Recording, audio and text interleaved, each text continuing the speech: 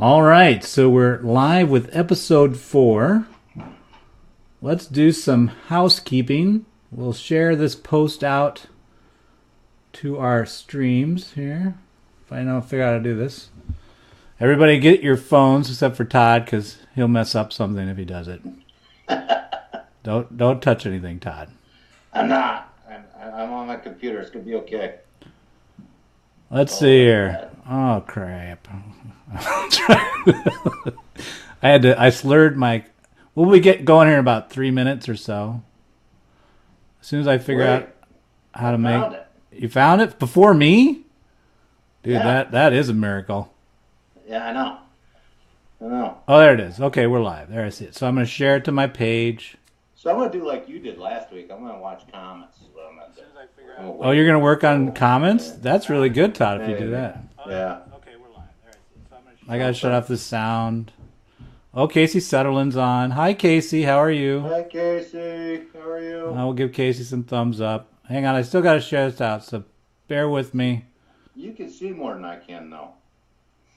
Dude, I'm having a hell of a time sharing. I'm like a share retard right now. Okay. Maybe I Carmen. said hi, Casey Sutherland, just for her. Just to show that you could. Yeah, she has to put up with her cousin too. So. Hold on, I'm still trying to share, so everybody's got to keep being patient. And once I share it out, then we can go, but not before then, because it's all about me. Yeah. Hold on. God bless America. You know, you would think... Oh, here I go. Found it. Share on a friend's timeline. Share to page.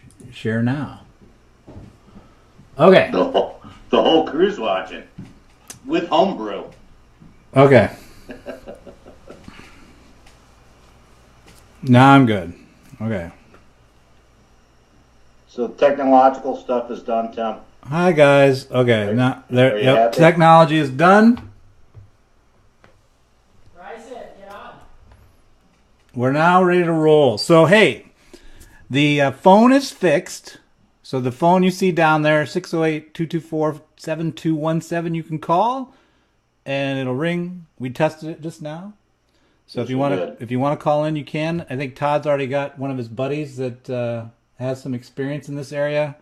He's going to call in and give his thoughts. We're kind of, if we have multiple callers, I know this is a interested topic, so I would expect maybe we might have more than one caller. Sure. Before we get into it, though, Tim, I need you to show everybody your new mic. I do have a new mic. I was quite impressed with this. It's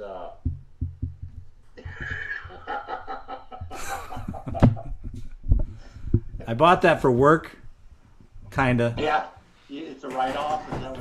Something like that. But yeah, it's. I think it'll pick up better. I don't know. Yeah. What does everybody think about the new mic? Anybody love my new haircut? What? That's a new shampoo, Mom. I got Mom. my hair. Oh, I did get my hair cut over the weekend. What's that? I got my hair cut over the weekend. Yeah. Yeah. So she's saying, way to go with my haircut. So. Yeah, you actually want to... Zach thinks the mic is way better, so... Dude, I need some thumbs up for that then. Give me some thumbs up for the mic. Mic is way better. Oh, Zach does. Zach's watching. Yep, Zach's My on. son. Yeah. Yeah, we got some people interested today. Yeah. So, Somebody's traveling. what were we were talking about... So if you want to call in, what we'll do is you can talk for like 2 minutes or so, and then you can hang up and we'll talk about whatever you were trying to point out more articulately live. We don't want to have like one caller droning on. Not that everybody's not smart, but in the interest of variety. Let's see. So what should we just get into it, Todd? Should we just dive in? Yeah, let's dive in. Let's just dive in. Topic, Tim. Dive in. The topic. So let's set the table.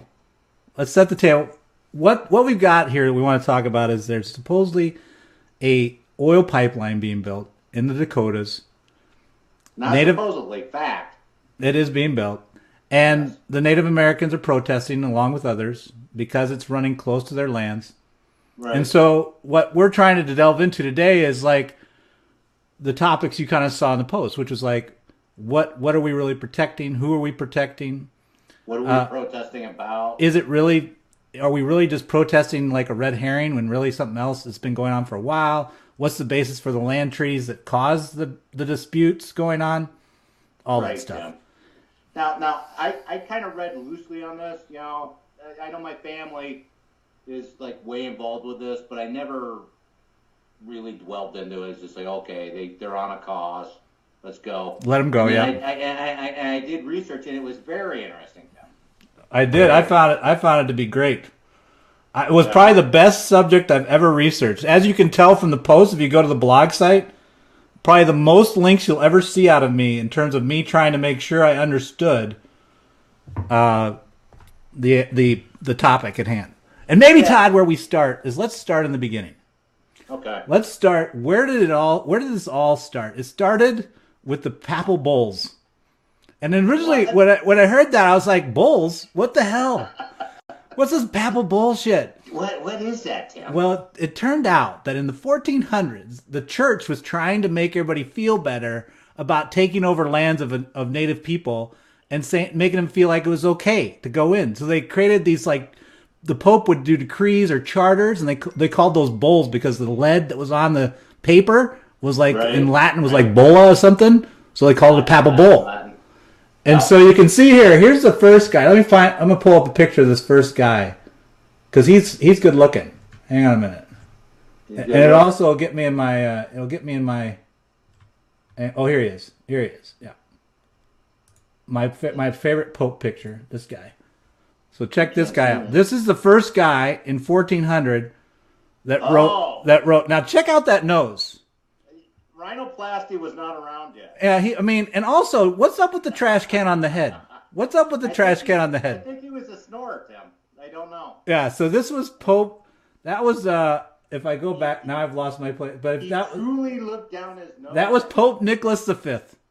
Right. And he wrote the first papal bull around the doctrine of discovery. And it's important to put the of in there because that's the first part of where they were actually giving. The discovery was basically to take stuff that wasn't yours. Take stuff was yours, but it's okay because you're a superior race. Okay with it. Right, exactly. And they really wanted it. Yeah, and so that is what actually first allowed the colonies to claim Africa and then all of the world. Right. And then when the United States actually came in, Jefferson actually said, hey, dude, I'm going to use that same thing in the United States. Doctrine of discovery, everything in the United States is now free and clear, and we start over again. As soon as I discover it's new. It's new, right. Forget the people that live here. And the reason why I noted that the of is important is because recently, like, the Native Americans have been burning the doctrine of discovery, and all the religious faiths are coming out and saying we agree. I saw that. It's bold. From Moran. Yeah, and I think Pat posted that for us. And Nan, too, I think. Yeah, and so she had posted it up, and so I was like, well, that's interesting. So they're really rejecting that charter from the popes from the 1400s, where one race is so superior to another, you can just take the stuff. What? I'd reject it too if you come to my house that I own and you say, hey, we got a doctrine. Now, here's where it gets complicated, though. So the doctrine of discovery is the Pope with the big nose. Right. But then in 1823, or somewhere around there, the U.S. started to actually do case law based on that, and it was changed to discovery doctrine. And that is where actual international law looks back and says, well, this is how we've been doing it for the last 400, now 600 years. So it is in effect now case law of how land disputes are settled. And it's called doctrine of discovery to discovery doctrine. That became legal. Well, it changed. It sounds the same, but it's different. One was a Pope letter, and one is actually international case law and also U.S. case law. Being cited as recently as 2005. They're still citing it. Okay, I got you. And so it's interesting. So the first question... Work for the church is going to work for the U.S. too. That's basically it. Well, I think the judges were more like, hey, dude, it's been going on for 600, 400 years. You got to settle land disputes somehow. This is how you've been doing it since I can't even remember the people that were doing debates on this. We got to settle it on that. And then voila, case law occurs. Okay, I got it. So... All right. That's when you see everybody arguing about doctrine of discovery, and that's how the land rights actually in the U.S. got allocated initially with the Indians. It's taken away from the Indians under the doctrine of discovery from Jefferson. Right. And then they couldn't get them back because of the discovery doctrine. Ah. And it gets interesting because when you look at... Here, let me flip back to the... I need to pull back my thing. Oh, somebody's calling, Todd. Call. I guess we better take it. This is our first live caller. I know. Hang on. I think I got to push one. To start the call. I got to press one. Start the beep. Let's go start in the beep. Yes, welcome, caller. Who do we have? This is Fiona. Oh, my goodness. Fiona. It is Fiona. This is a friend of Paxton's. Hi, Fiona. Fiona is... Hi. Supposedly, Fiona actually told Paxton to tell me to do this topic, so we should listen to her more. So it wasn't just the family. Fiona, you're on a good topic. So what do you think about this, Fiona? What should we focus on? Anything we're missing yet, or what we should hit? No, you're hitting some good points. I guess my question is, I'm part of an environmental student organization. And we're taking a trip to Standing Rock Reservation next weekend to stand in solidarity with the water protectors. Yep. And of course, it's not our right as non-Indigenous white people to call it like our fight because it's a spiritual fight for Native Americans and some of the issues that they have with this. But based on all the readings you've done, what have you learned about the role of non-Indigenous white people in the resistance of the pipeline? Are there certain issues I should know if we're going to be visiting the site or anything you learned in that regard? No, actually, recent events have been very intermingled between Native American and non-Native American people jointly working together to communicate solidarity on the topic. Right. For example, they just had a big, a video that one of our aunts had sent. There was over, I think, 500 men of faith, different religions that came together and jointly burned those doctrines of discovery together to basically repudiate that was a basis of looking at people. So I think they'll welcome you very, very much so in terms of coming out and participating with them. Yeah, Fiona, thank you. I don't know how it actually works as far as getting involved once you're out there, but I don't think that there's any specific rules or ways of process of you getting engaged out there. I didn't see any of that. I think it's just that you go and you're part of the group. I do think it's great to go out there, though, because I think the protest is having some positive effects for both Native American rights in general, even if they don't win per se, like the home run ball, which would be like getting some of their lands back or, certain powers or authorities that they would like to have. I think it's advancing overall over time in a positive direction for the Native American people and what they should be perceived as and treated as in society today. Absolutely. Mm-hmm. Yeah. Yeah, so it's good. I'll be curious to see how it goes for you once you're out there.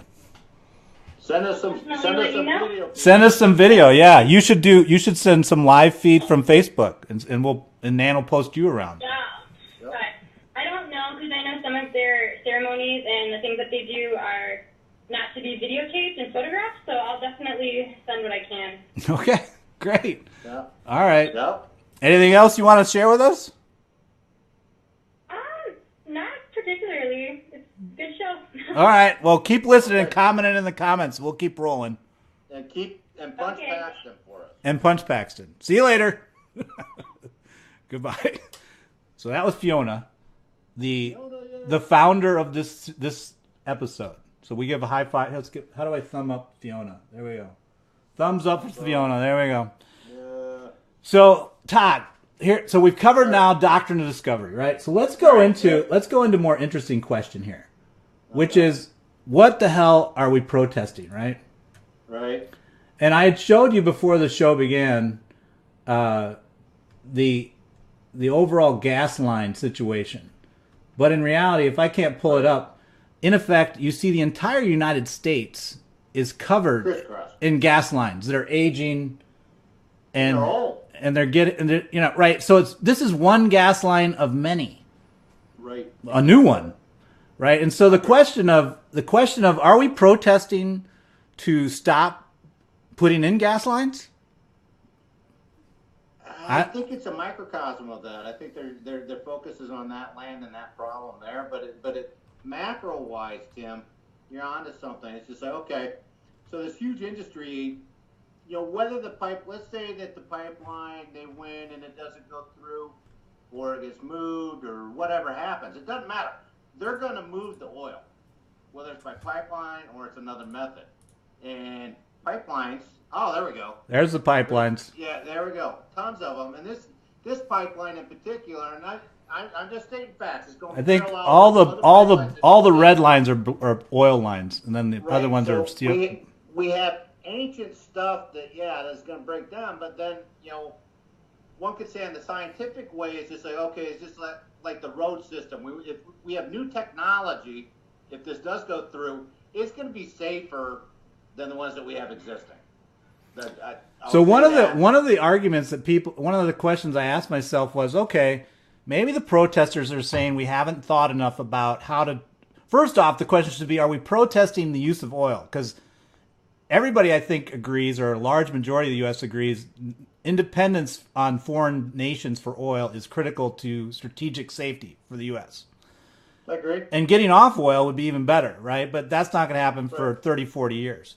So if we're not getting off oil, we're moving the oil in some manner: barge, road, rail, pipeline. Right. And really, the two main ones are rail and road and pipeline. That's three: pipeline and rail. And Tim, we're talking 800,000 gallons a day. That's what this thing's going to do. Okay? Yep. And it's either going the safe route by the pipeline with the new technology, or it's going to go by rail, or it's going to go over the roads. And you mentioned rail. Here's an interesting. Guess what those follow, Tim? Guess what those follow? Rivers. Oh, yeah. The railways. And it's an interesting stat that I dug around on. There was some articles from the more pro-anti-pipeline groups talking about how rail was safer. And they cited studies that went through 2012. But what was interesting is then when you went and looked for statistics of what was rail traffic for oil over time through 2016, guess what happened in 2013, Todd? What happened, Tim? Oil transmission by rail went up by 15 times because of the Balkans, North Dakota. Right. And guess what happened in 2013, Todd? What happened, Tim? The biggest oil disaster of a rail failure, like a rail crash in the U.S. for like 30 years. Because up to that point, rail looked pretty safe. But guess what? The per cubic barrel transmitted, I didn't do this math, but it probably a foot out, where pipeline is safer. Right.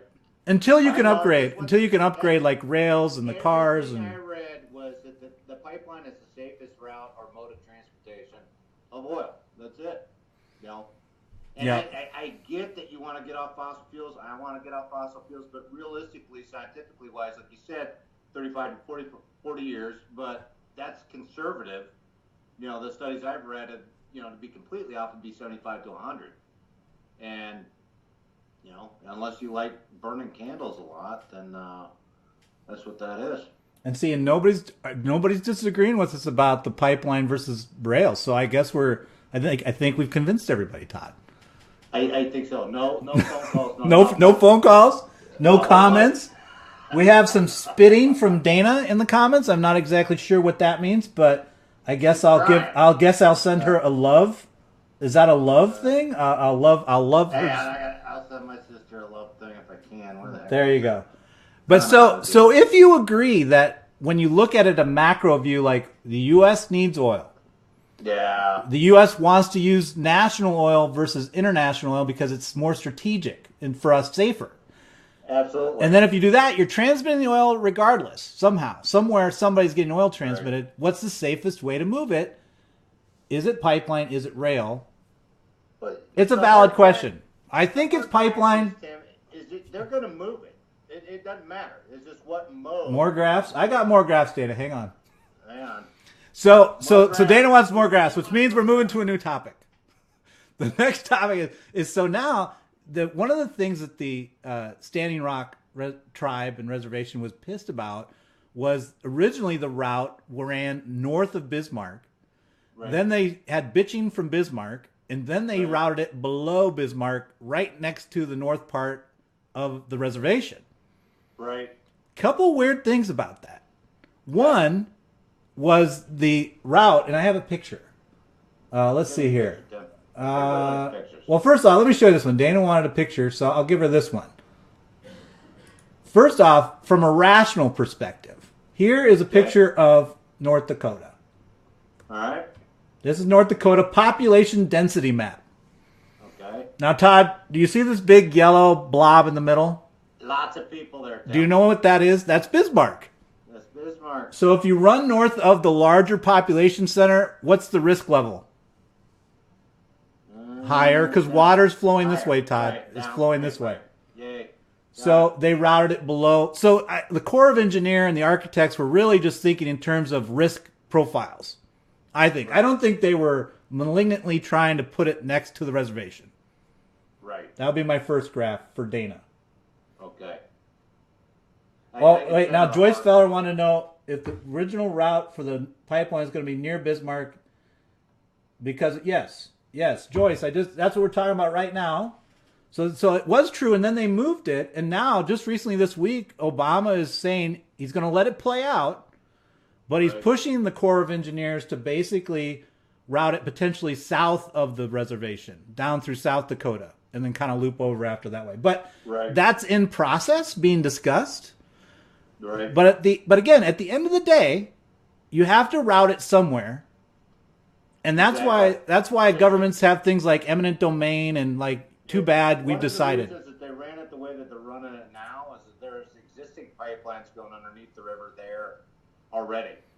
So, I don't know. You know, you got to pick a point and go. But here was the other thing that I noticed that was weird. Let me see if I can find this. This was more in the timeline section. I got to scroll back. You collagen on that, bud. Yeah, the timeline was really interesting. Yeah. But so oh wait, we're getting thumbs up. All right. Knock it out. You need to start saying protectors, guys. Protectors. Why are we saying protectors? No. But look at this. Hang on. Oh, here it is. Here's the one I want to show you. This guy did a great job. This is a guy that is a protector. Okay. And check out the. Can you zoom in a little bit? Can I zoom in? Yeah, let's do it. Let's do that. This is to Joyce's question. So can you see that? So there's Bismarck, and the dotted line was the original route, and then the black line is the new route that they currently are working from, but being protested. And there, that big red box right north of it, crossing Lake Ohochi. Yep. That's where they're fighting right now. That's where they're right now, right? That's where they're fighting. Now, Tim, one of the things that I want to point out, okay? You look at that. You got the Treaty of 1851. Is the less shade of gray, okay? Yes. And then below that, the darker gray is the reservation. Yes. I want you to notice that the pipeline route does not go across the reservation at all. But here's the weird thing, Todd. Now that interesting point, but I'm sure the protectors would say, Nan would say, dude, that is unceded territory. And I looked everywhere. I searched until I got sick of looking. Right. I could not find anywhere except for a reference to 1958 when they dammed up the river to build that lake, where the government actually took over that gray area, the top gray.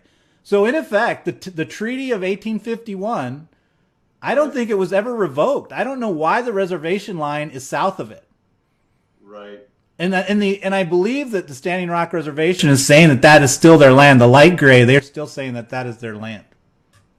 I understand, but it's all owned by private people now. Yes, it is. But I don't know. But what I'm saying is I can't find where it was taken away from them, unless, and you can see in the timeline in the blog post. So we'll leave that for a second.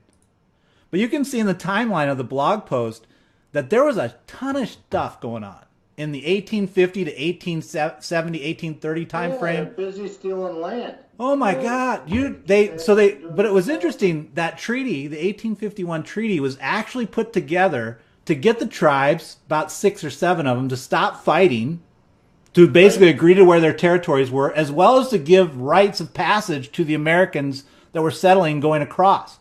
Sadly, the Dakota and another tribe didn't even have like the concept of one leader.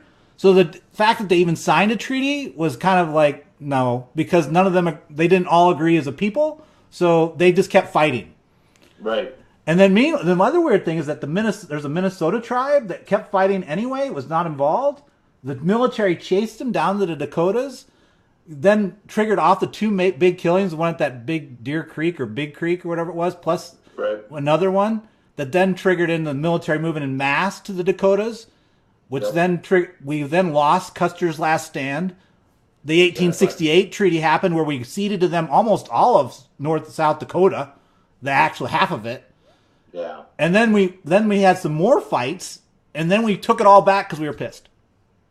Exactly. And there we're at today. There's the synopsis, the Bauer synopsis right there. Yeah, and so it was strange that I never could find, like, because if they could show, like, if there was a clear line of, like, that light gray, again, if I flip back to that screen, that light gray area was theirs, there would be a stronger case for them, I think, to block the passage.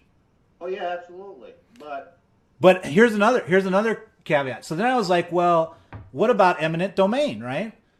Well, exactly. They could put one across my yard. And there's case law, and I think, and it's in the blog post. I don't have it up in front of me, but there's case law that actually shows that the government has officially said federal reservations, Indian reservations, have to abide by eminent domain. If we need to run something through your territory, we have the right to do so. So in effect, that black line that you saw is under eminent domain. So you cannot protest it. It has been decided. It's moving. Well, here's the other thing that I found out too is that and you read a whole bunch of sites and different sources, Tim, and they're all biased on whatever view they have. Don't get me wrong, but there was 357, I think it was, court meetings between the tribes and the government and the entity that wants to put this through. 357. And it was all good, until we got to this point where they're about ready to go across the river, and then suddenly there's protest. There's a huge amount of money invested in this, billions of dollars. And after the fact, they had plenty of time to protest when it was in court. When it's approved and after the fact, that's a harder thing to support. So I would say I would pause you on that because I looked at that, and if you look at the timeline of events, current recent history, you can see that they started filing injunctions and lawsuits right around July of this year. And keep in mind that that I forget the name of the oil group that's moving the pipeline, but they've fast-tracked this whole thing. They permitted it in-state. So they basically made many projects inside the state because they didn't have to be underneath Clean Water and EPA acts because it wasn't federal at that point. And the only part that's federal is where it crosses the Missouri River because that's an interstate boundary. Right. And so that's where Obama can stop them because then he has rights to have an opinion. Until then, it's all North Dakota's. What I'm saying is before any of that, when they were in the planning, the approval process, before the pipeline even started getting built, they talked to 55 tribes, 357 times, everything's okay. Yeah, I don't know when they moved. One thing that might have triggered them getting angry was the shift, though, of the route from Bismarck to south of Bismarck. Going to happen So, not saying one side or the other. That was something that I read, and it's after something that you're invested in, that's approved, gone through all the hoops. But I think the one that you've raised an area that I had not probed, which was when did the route change from north of Bismarck to south of Bismarck? I read it and I can't remember it, Tim. Maybe somebody out there on the call or in the thing, somebody Google that while we're talking. When did the route change from north to south? Because I think that would be what would trigger the Indian Nation to be fired up. Is like because it was so close and it's running through their territory, it's near their water. So once it changed the route, I think that's when. If your meetings you're talking about happened after that, then I'd be like, oh, that's a lot of meetings. If it happened before that, then I'd be like, oh, nah. I would want to see those meetings happening once the route was solidly running south of Bismarck. Now, wait a second. Nan says, Todd, phone calls and ads in the paper were counted for your number. I don't know what that means. Phone calls and ads in the paper were counted for your number. Oh, here we go. Somebody's calling, Todd. Hang on a minute. I think we have an answer, maybe. Hang on. Maybe. Press 1 to start the caller. Hey, this is only on Fridays. Who do we got here? Who do we got here? Hi, this is Bryson. Oh, hey, Bryson. Bryson's calling. So, Bryson, what's up, man? What did you want to throw into the conversation? I'm gonna say some stuff about water. Okay. Yeah. So what? Bryson, are you going to actually say something about water, or are you just going to be a dumbass? I'm not gonna say. Subtle, Tim. Subtle. Well, I think he might be, trolling us a little bit. Yeah. Bryson, are you going to say something? No, I got stuff to say. All right, I'll give you 10 more seconds to start. Okay, so I'm looking at the map, and it's got it says that you'll notice that the pipeline runs right by the lake that they dammed up and created for the Native Americans. And the thing is, if you know anything about water and the way that oil affects, there's two main problems. Because if that if that breaks the lake, that's a really big problem for them, because the environment would be affected beyond beyond the fish and stuff that they eat, or the soil would be affected too, and their crops would be affected. And so that's one problem, because that's going to alter their way of life, and it's going to make the environment that they're in less sustainable for them to live in. And additionally, when that pipeline breaks, or if that pipeline breaks, the people that come in to clean it up and try to fix their environment is the government. So what this really is, or the way that the Native Americans might be viewing this, is as a stepping stone to the government being more involved in altering the way that they have to live in their society and their environment that they've been living on. Yeah, that's true. Yeah, because it increases the risk of their water supply being contaminated, which increases the odds of the federal entities stepping in to protect the water supply once it's corrupted. Hey, one of the other things I heard about them when I was reading is that they're actually going to take the source of their water supply, I think it's 20 miles south, downriver. I don't know how that solves anything, but that was interesting.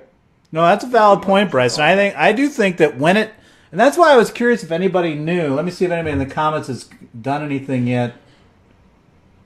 Nope, nobody's commented yet on when the route shifted to south of Bismarck. But I think that's the key. Is when it shifted.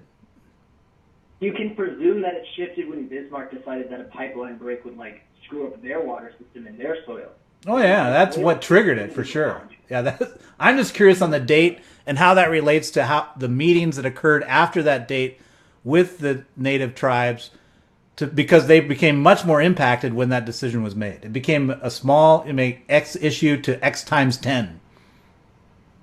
The problem, I think the main problem that they have is that it's running right by the lake, which is probably their main source of life. Yes, it is their key water supply, and I think Obama agrees with them, and so he said he's going to let it play out, and then they're working on trying to find a solution that might route it around so where they're not at risk. So I'm hopeful that the route will actually not be where the water supply is at risk. I'm still hopeful on that. For the protectors. Yeah, well, for the just in water supply in general, I think they've made a valid point that that's their water supply, and putting that at risk is probably not fair. It's not. Right. So. Bryson, thanks for calling. Yeah, thanks for calling, Bry. Yeah, okay, bye. He's like, yeah, you got. I'm not talking to you anymore. We're done. I'm not talking to you. But yeah, so let me check the comments here for it. The check-in protest on Facebook. I haven't really researched the check-in protest on Facebook, Dana. I did take a tally of the number of people that were checking in terms of numbers. Hang on a second. I got an answer. Oh. Tracy Black, a friend of mine out in Washington State, she says a map including the Dakota Access application has a May 2014 date on the Bismarck route. The proposed route was changed to September 2014 to cross the Missouri River near the Standing Rock Reservation. There you go. Okay. That's crazy. Well, that's a long time then. That's almost 2 years from when they filed their first case to where it changed. Right. Now, Either way. I mean, there's no timing where they have to, like that's not fair to say, oh, you need to be on it by X time. But it is a longer time. It's not like they didn't have time. And it's still, I think the government, in terms of since they filed in July. Right. And so it's been July, August, September, October, 4 months. And already you've got the president involved. There's, protesters going out to stand with them. I think there's been I think as a country, we're really responding pretty well. And looking at it. Just want to go back to Bryce's phone call again. Okay, I get the water thing. I get, you're putting that at risk. At the same time, there are how many modes of transportation for oil? 3. Oh, look, we agreed, Todd. What's the safest method? I think pipeline. Pipeline, okay? And if we don't do pipeline, we're going to move oil. What are the 2 other methods? Rail and truck.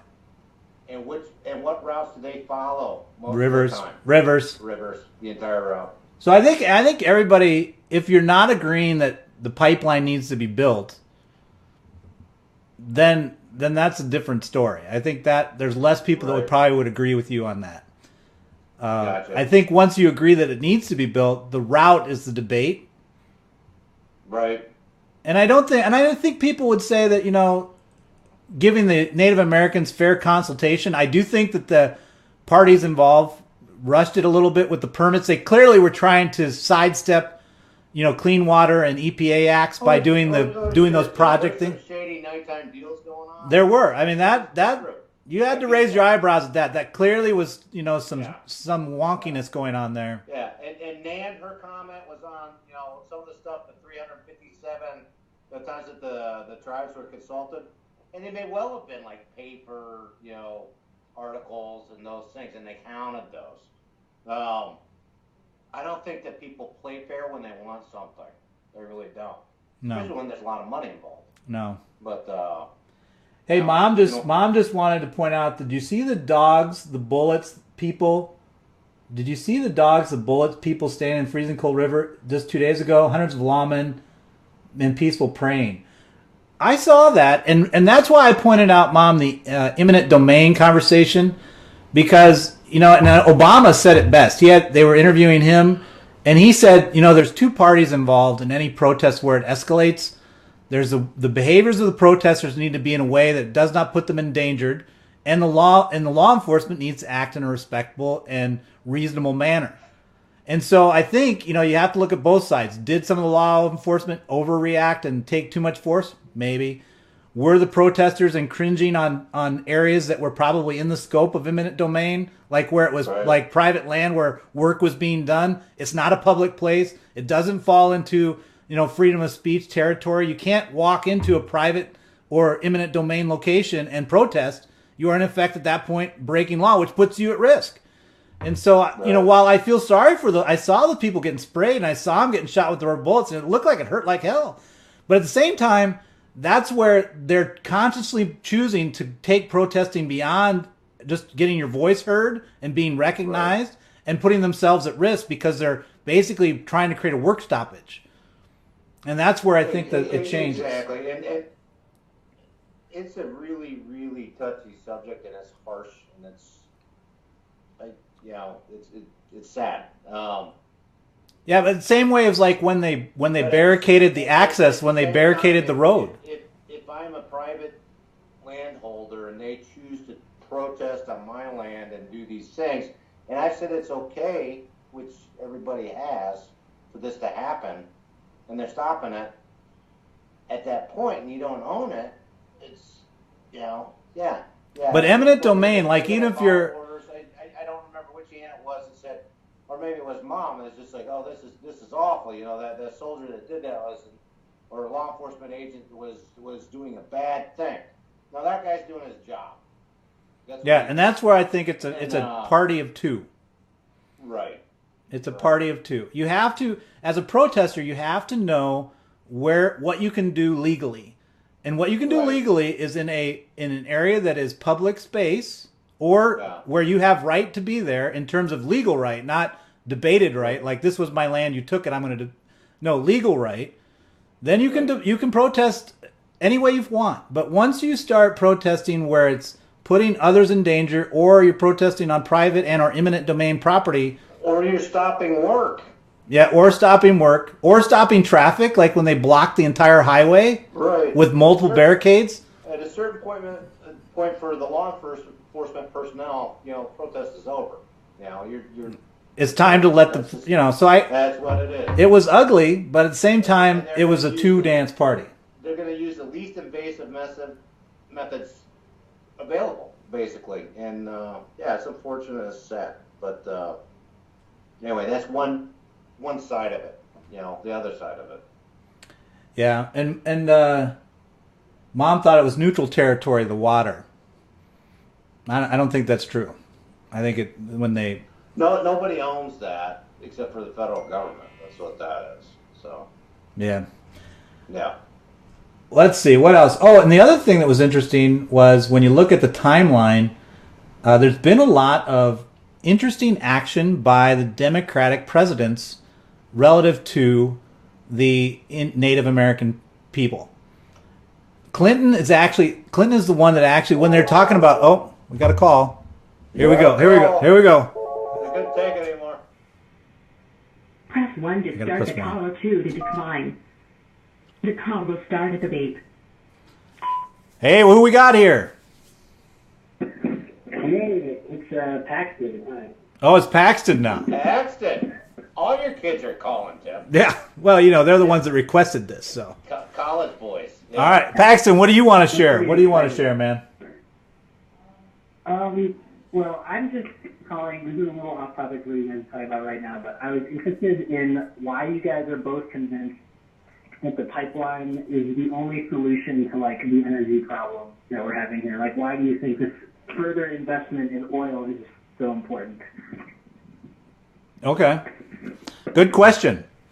That is a good question. So here's what I thought when I read about it. So the Americans today, we import about 40, we domestically produce about 40% of our oil.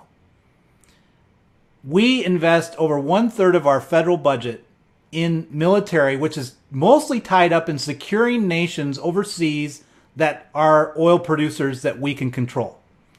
Truth be told. The other 60%. Right. And because without oil, the entire society, as you understand it, collapses because we do not have another means of producing the energy that we consume. Required. Right. So you cannot, in a short time frame, short meaning decades, really change that. Yourself off that. So what we need to be doing as a nation, and I think what you're seeing, I think Obama's made huge strides. You're seeing a lot of talk. I think in my lifetime, you'll see 40% maybe or 50% renewable energy driving the needs of the U.S. And at that point, the other part can be U.S.-based oil, coal, natural gas. But the key is that until we can get in that position where 100% is non-oil based, you have to move it. And if you're going to move it, what's the infrastructure that moves it with the least risk? Well spoken, Tim. There's no going cold turkey on fossil fuels. Yeah, so it's really, I think it's more of a transitionary investment. A typical, like you build this pipeline, for example, it exists for 40 years, and hopefully by then we don't need it anymore. Absolutely. That would be great. But until then, till you're 60, Paxton, one half of your oil dependence is overseas, and that's why boys are dying in Afghanistan and guys are dying in Iran. We're fighting over there because we're worried about the oil. We're trying to control it. I mean, there's no physical document that says that, but a lot of people, I think a majority of U.S. would not debate. That's why we're over there. Hey, all right. Good comment. Oh, we still got Paxton on. You good with that, Paxton? Yeah, I mean, it makes sense. It just makes me, like, in a time where we have so many political groups unifying around one specific event, it makes me wonder if this is a time where we should push for clean energy and, like, stop this pipeline entirely or after that. But, like, I also understand, like, the economics behind forcing a drastic change. But at the same time, like, at what point in like the energy crisis or global warming do we need to front the upfront costs of having like an economic change of that scale because we go to clean energy really fast? You know what? Huge Huge topic. My thought. And we might talk about that later. But Baxter, we don't have the technology to come off of it completely right now, instantaneous, and as much as we want to. But I agree with you that there needs to be more of a focus on it because I think it can be quicker than what we think. And so I think that's a great transition. And, right. and Paxton, thanks for your call. We'll keep talking about it. Hang on a second. So I think that's a great transition to, I had a section at the bottom of the blog post. What's a viable end goal from the protests? So like Fiona is going out to protest, stand in solidarity with the water protectors. And I think it's awareness, Tim. Awareness is one, and awareness is one, but let's think back. Let's think back just 5 years, not what, 8 years. Let's think back 8 years. Do you remember something? What was happening 8 years ago? 8 years ago. I'll give you a hint. Starts with an O. It was the implosion of the housing market. And what was the Occupy Wall Street? Remember the Occupy movement? Yeah, and it was a great movement to basically bring to light the corruption in the financial sector, which is still huge. But what happened? Nothing. Because the Occupy Wall Street movement did not have clear, attainable, keyword, objectives from when they were organized. They had pie-in-the-sky objectives that were not feasible. So what's your point, Tim? I think this is a great time. You're seeing this huge organization of Native and non-Native American people getting together, talking about water pollution and rights of the Native Americans. There's all these different topics that they're inspired about. But what is really possible? And so I wrote down a few. I thought, one, Paxton's point of like, is this not a time where we should be saying, if it's about oil, we should have investment in non-oil? Right. And so one thing could be like, I want to see legislation that incents more than we are today. Wind, solar, geothermal, nuclear, whatever. All these things. Get us off of oil quicker. I want to see investment. If you're going to put that pipeline in for X billion, I want to see X billion times 10. Because at the same time, you got organizations that are pushing back against that. Big oil does not want us to go to. Nor does coal. Oh no. Coal doesn't either, right? And so to have the water protesters, part of their platform being, hey, I realize we're going to probably have to put this in the end, but if you do, I want a concession. So you talk like a concession language of, I'll give you this, but I want to see investment in something that over time stops this from happening. Not today, but in 10 years, 40 years. And there is huge power in this. Huge power in this. You can persuade people with numbers. And then you could say one of their platforms should be, I'll give you this, we'll let this go, but I want to look into why the state could avoid the EPA and Clean Water Acts by doing these point projects inside state lines. That's ridiculous. That's just bullshit, right? That should be a platform. And for big money to realize they can't walk over you, the small guy. Because if we stand in numbers, Tim, we're as big as they are. Or another interesting article I read, and this is actually in the blog post. I was thinking about pipelines, and I was like, the detection of pipelines. So it turns out they can detect right now if a pipeline is leaking anything more than 2% of flow rate. They can detect that. And then it automatically shuts off. So if you get a big leak, boom, it's shut off. But the problem is the leaks below 2% just leak slowly. Right? And I'm like, why wouldn't you have a different design that's like a trough system underneath the whole pipeline that has sensors that detects oil? Boom, solved. I should write a patent. But my point is that these guys aren't spending anywhere near the amount of money they're spending in fixing the oil leaks as they are in detecting the oil leaks. Right. And so you could do legislation around, hey, if you want to put a pipeline in, I want tighter legislation on detection and clicker shutoff I want a 0.01% leak detection. Exactly. It's not all about this for them. There's risk for all of us. Yeah, so I think that's the kind of stance where I'd like to see, because right now when all the videos, Nan I think sent me 60 videos of different people talking, and I'd seen a lot of them. I watched some other ones. I watched all the ones Pat sent me. Right. And my point here was I was more of a question research analyst kind of guy. I was looking for answers to specific questions. And so a lot of times those videos don't align. And what was weird, one thing I did see is that nowhere did I ever see specific agenda of like, this is what we want to achieve. And they need to have that. They alluded to it. They alluded to it like, well, we don't want the pipeline to go through. Well, that's not reasonable. Now, see, you're not taking your moment where you have this organization and people looking at you and you're saying, I want it to stop, but then realizing that's not reasonable. That's not going to happen. Yeah. But if you then said, well, what is reasonable and what can I negotiate with my power? Now you might be getting somewhere. Here, a visual for you, Tim. You ready? The point. Like this and scattered, nothing. Force point. Oh, you're saying pick your point. Yeah. Objective. So I think that would be great if you could see them get together and actually figure out a platform that they organize around these water protectors. Then people, the mass market, because right now we're a nation of 400 million people. They're probably engaged actively in the water issue in Dakotas, maybe 4 million. Right. 6 million. I said actively engaged. Maybe. That's not enough to carry anything. You need to create a platform that the mass market, me, you, others, could read and be like, that's fair. We could do that. You know, and it doesn't exist. Noble thing what they're doing. And they're going to achieve something. I don't know what that is.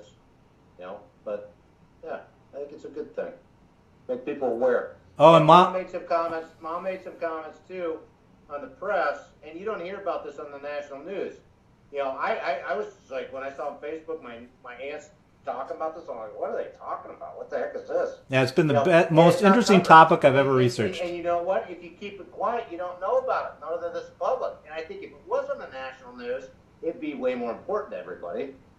And I think the reason why it isn't on the national news is because right now it's perceived as an Indian issue. Right. I mean, and the Indians are doing a better job. Indians, Native Americans are doing a better job of shifting it when they realized the water issue was a native, non-native. It's everybody's issue. It gained traction. Everybody started to listen more. There's a lead in for another topic later on: freedom of the press, Tim. And yeah. And Mom's saying, I'm afraid the rich can get richer at the expense of everyone else, and can record natural resources which are finite. True.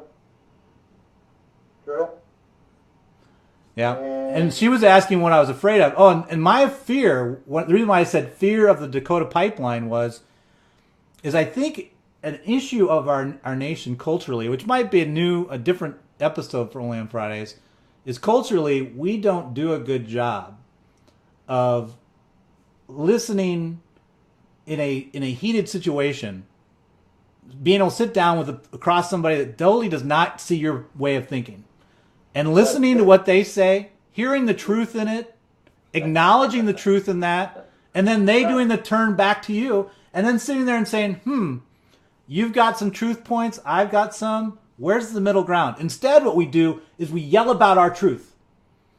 Right. And then we decide, I don't talk politics because we just yell at each other. Yeah, well, the issue is that we culturally don't know how to talk anymore. Sounds like our dinner table sometimes, Tim. Yeah. And so I find that has been what when I say my fear is the fear of being unable to rationally talk to somebody that does not see your point of view and understand what they're saying and maybe learn and change a little bit. Both sides. Absolutely. Everybody has a voice and they need to be heard. Okay. So let's see if we missed any other main comments, but I think otherwise we're done. Yeah. Dana says I should review my notes and make sure I didn't miss anything. So let me scroll up. Yeah. My beautiful notes. Because I need a background too, Tim. Come on, magician. No back rubs for you, Todd. I don't do back rubs. What should drive our thinking? So that was my whole and I think that's what I was telling Nan. I think that's kind of the way I was from a working perspective of researching. If you research from the point of view of a question and focus on trying to read both the opposing views and the views that echo your own thinking, and really try to understand what is right about the opposing view, because there's always something right about the opposing view. There's always something right. And that's a hard thing to do. And if you can do that, where you can research both sides and then articulate both sides, which is what I try to do in Only on Fridays, is I try to understand a question and then I look at both parts exactly and evolve to, well, what is really going on here? Right. So that was one thing that I thought. And then what we're protecting. You know, I covered that when Nan was pushing me on who are we protecting, what are we protecting. My big thing was the who is the big question because it's by point of view. You know, if you asked a Native American that or a protester, they would have a different answer than police and law enforcement, and they would have a different answer than, the pipeline investors or the consumers in the U.S. overall. Every party has a different viewpoint on the issue, and that's when you're investigating. You got to think of each viewpoint.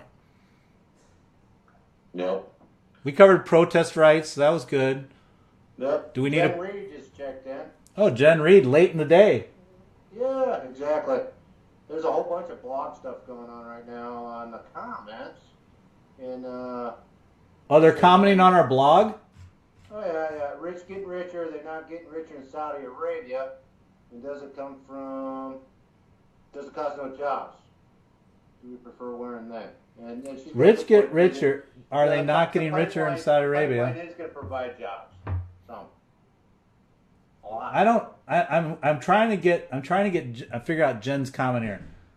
Rich getting richer. Are they not getting richer in Saudi Arabia? And does it not? Oil. Yeah.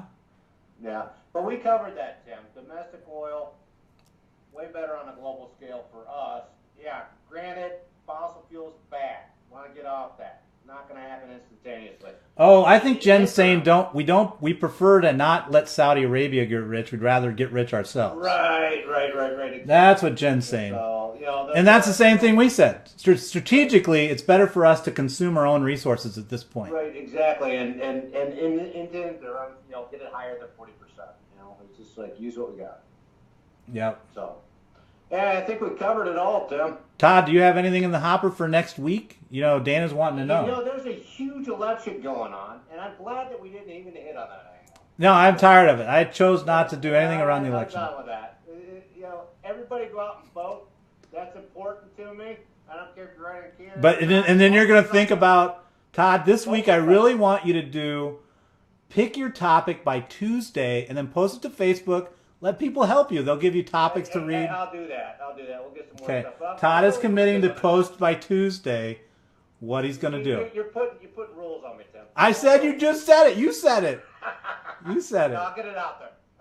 For everybody. All right, guys. Thanks for tuning in. Thanks for listening. See ya. Thanks for calling in, too.